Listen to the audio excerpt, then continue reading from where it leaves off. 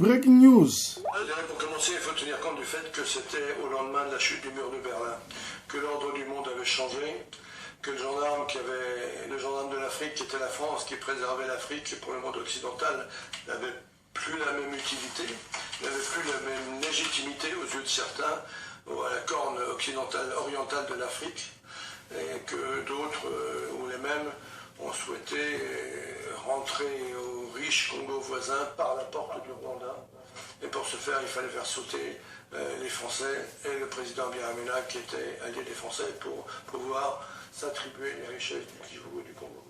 C'est une guerre qui a commencé en 90, qui continue aujourd'hui. C'est une affaire d'actualité. Breaking news. Le démembrement de la République du Congo actuelle, qui est toujours dans l'esprit de certains. Les affaires du Kivu, les 6 millions de morts, semble-t-il, qu'il y a eu au Congo voisin depuis 1990. Tout ça pour un peu de coltan, un peu d'étain, un peu d'or, un peu de diamant, un peu de je ne sais quelle matière première. Voilà, il n'y a pas de guerre sans motif économique. Les motifs économiques de la guerre de Rwanda n'étaient pas au Rwanda, ils étaient au Congo. Et les Rwandais ont payé très cher la richesse de leur jeunesse.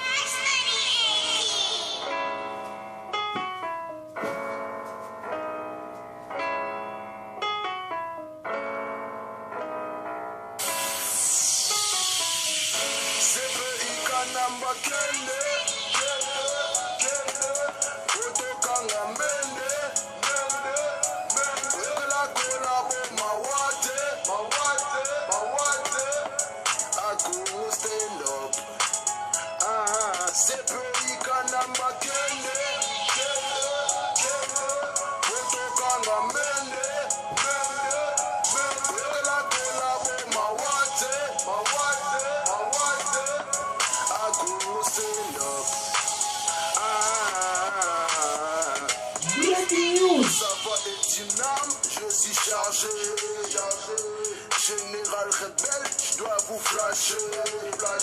Je sais pas ta politique, je suis ma classe. Le monde est crié, je peux pas cacher. Apocalypse, comme à la Bible, yango de tokomi komuna. Oyo tango yasuka, bongo la miso yoyeba. Iswa yamboka na yo mondela ya kikoboma. Banana banoko tina bakoko baboma Patrice Lumumba. Bachanja system bakoma na sima ya batu mwindo. Balinga kabiso te bachela biso wandi na volonté na bangu. Mpona kozwa na biso. Tala bondo kia mondele kanambe piyoba. Babylon malédiction na mboka. Record 12 millions de morts na mokili oyaja. Bakangi miso na makambo na biso. Wapi justice na mokili sepelika na makende. Akende Otokanga mende Mubewa Kabila Vitale Kamere stand up. Après Koboma Mousse, Ayaki Lokola Hero.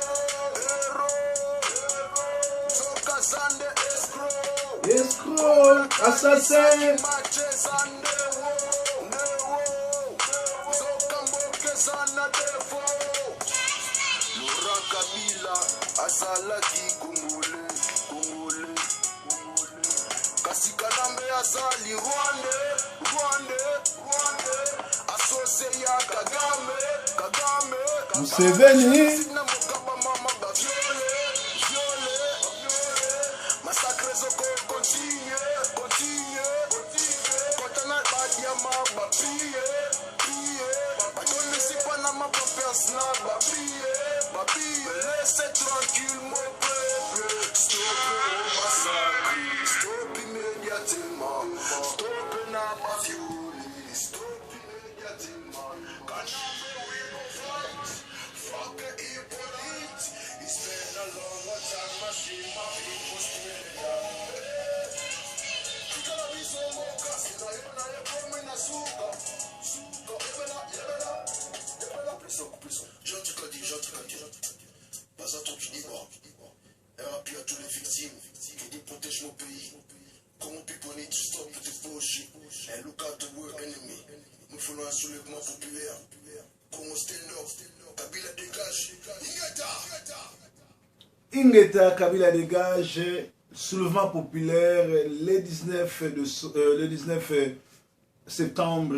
Donc, Kalamingiti danse Yamapoto Poto et Kobanda na Kinshasa.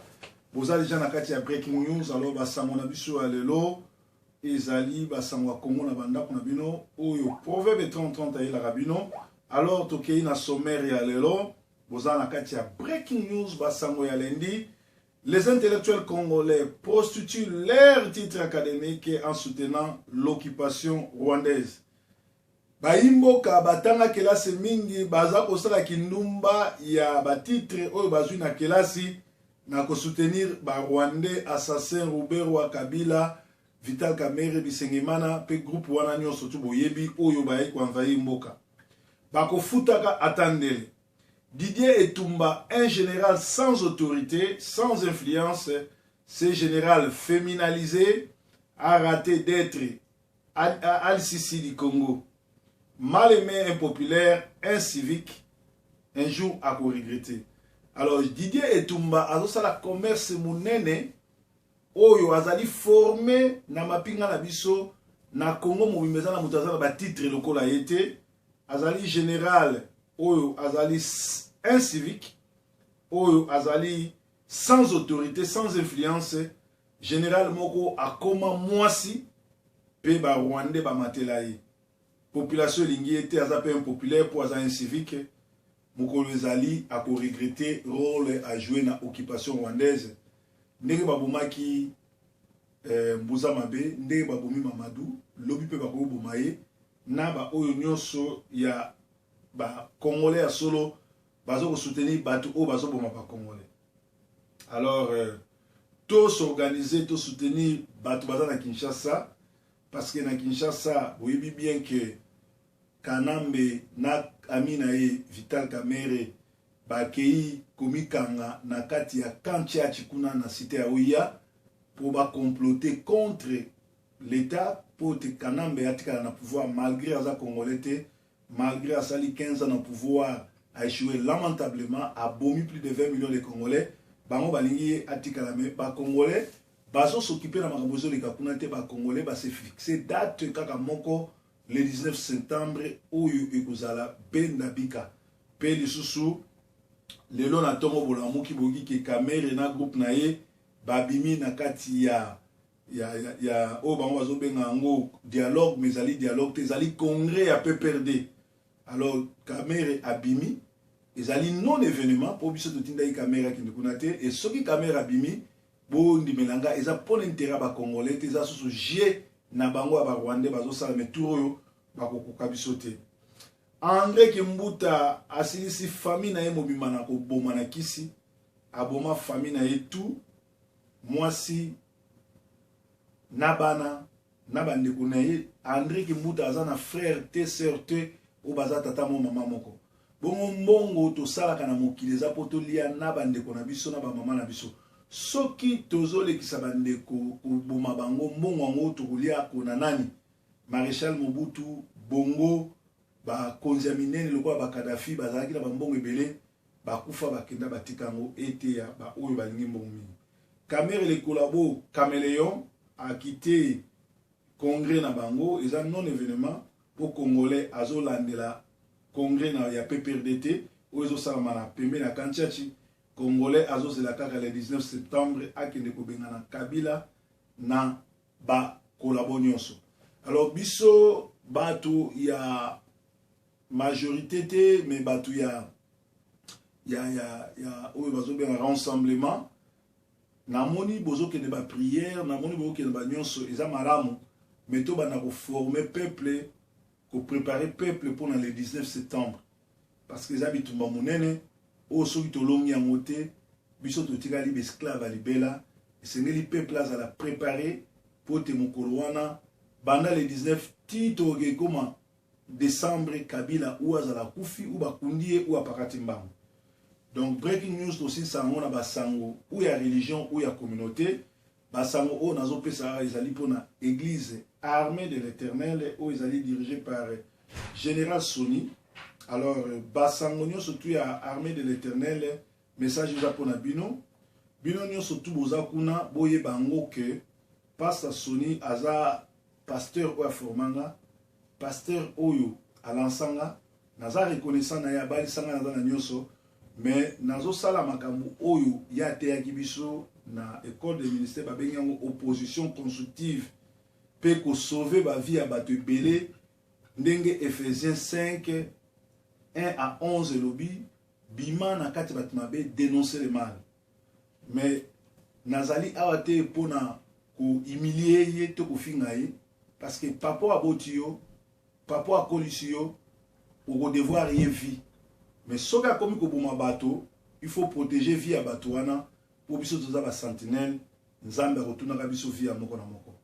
Pasteur Sony aniata mine azo panza maladi moite na ba fi nyonso église ba uti okufa boyebi milongo na bango. Alors nangonga oyo église armée de l'Éternel mobimba ba yebi ke azo botaka na Alice o azali mwasi ya zoba pasteur moko babenga kuna Eugène. Alors Eugène il faut avoir courage azo bana wana avec nous c'est pas Sony et puis à ça la test ya santé ya makila na epo ayeba soki bokono et c'est komi katinaye. Alors les kambo oyo batu bayebi yango bokoma ko bomba. Alors bozo sekaka Eugène kaza zoba pasteur mais bino bozo sala eloko moko te na nyonso awa bazo condamner Ben Shaddai apôtre corrompu pharisien azali mutu moko alingi mbongo mingi alobi aza père spirituel ya pasteur Sony aliaka di maliaka nyonso ayebi makambo oyo akandi munoko azoba eloko moko te. Église armée de l'Éternel et kangama na place wana et comment ndenge nazoloba bona qualité na nga mosai na nzambe église de l'Éternel armée de l'Éternel et kokangama kala mingi te tant pasteur Sony bokufa pe place wana et kokoma salle de fête. D'ailleurs à travers le monde et en Afrique du Sud na wapi wapi même na Kinshasa ba pasteur et armée de l'Éternel au bazan esprit ba bandi déjà ko changer ba kombo kolongwa na kati ya lingomba armée de l'Éternel parce que général Sony a longoli en armée de l'Éternel et comme armée de ténèbres. Batonos bazakuna ba protocole batu belé bazakuna ba bongati et groupe tout baza pembeni ba pasteur wana la plupart na bango ce sont des sorciers. Alors o ezali parole ya loin de Dieu soki tembe makambo nazoloba ezali ya lokuta soki nazokosa pasteur Sony en tant que guide spirituel nanga soki na koseli makambo na ye na média koloba makambo za lokuta azana droit akanganga prière to akabanga na Satan. Mais bon nimelanga akosala ngote po ayebi ke makambo tu nazo beza solo entourage na ye ba pasteur mingi bazana ba yebi ke za solo ba yebi ke makambo nazo beza solo bana basi bakufi ebele lobi na kopesa bino kombo ya mwana mwasi oyo ya pesa ki malade akokufa na Afrique du Sud na mususu azana kati église azali bongo mwana akoli na église oyo ya pesa malade azoluka akimise na Afrique du Sud po akino kufa kuna na kopesa bino ba kombo et akolobelo ko moko te akolakelanga mabete akosala pe loko te po ayebi ke proverbe 30 azotambola na promesse oyo eza na Genèse 12 banda na 1 na 3 celui qui maudit Abraham sera maudit, celui qui bénit Abraham sera béni. Donc celui qui maudira proverbe sera maudit ndenge nzambe asalaki. Et puis bobo sanate ke Moïse nzambe nde atindaki akota na ndako ya Pharaon po akola na ndako ya Pharaon détruire Pharaon. Ngai pe nzambe nde atindaki nga na kota na ndako ya Sony, pasteur Sony na kola na ndako na ye po na détruire misala na ye pe na sauver bana ya armée de ténèbres azakuna. Bzaki breaking news en direct ya mongale ma proverbe 30 pasteur Eugène Alice na ba fille nyonso bobima na général Sony boke notalisa makila na bino po mulongo ekozala molai awa nazana message mutu moko auto tindelanga pona bisa bino makambo nazoba ezali ya solo na kosela mutu makambo te mutu azali kokomelanga awa nazotangisa bino ngo asengi ngai alobi pasteur Salomon batu balandaka yo zali bongo mumu na nzambe makambo zoleka na mapinga na yawe soki yo lobi te eza pasi mingi parce que batu bazokufa mingi message yango botanga oyo nga na kosela makambo te botanga yango ozomona alobi natanga yango alobi Pasteur Salomon. Bonjour Mama Bena, Pasteur Salomon. Na biki Mama Bena aokokani kokota makambo te na yipe okotete. Pasteur Salomon Nzambe abenga yo proverbe 30-30. Pasteur Salomon okoki kobende la biso bana ya armée de telema toi te po milimo ezokufa. Sœur Mami Kaiba uti okufa. Isabelle uti okufa. Isabelle Mukunja uti okufa. Batu nyonso tu wana général Mutazobo Mabango. Batu tu ba yebike ase anyati mine. Azali azana domination. Ata mutu moko azo bate batu bazo sila na kokufa. Papa, yoza mwana armée de l'Éternel. Sala quelque chose. Naza convaincu que Nzambe a télémisi yo pour sauver batu loba. Nasuka AFC na boya lobi. Docteur Dominique ya hôpital Afia ayebi ba secret ebele ya passé Sony yango botanga bino moko.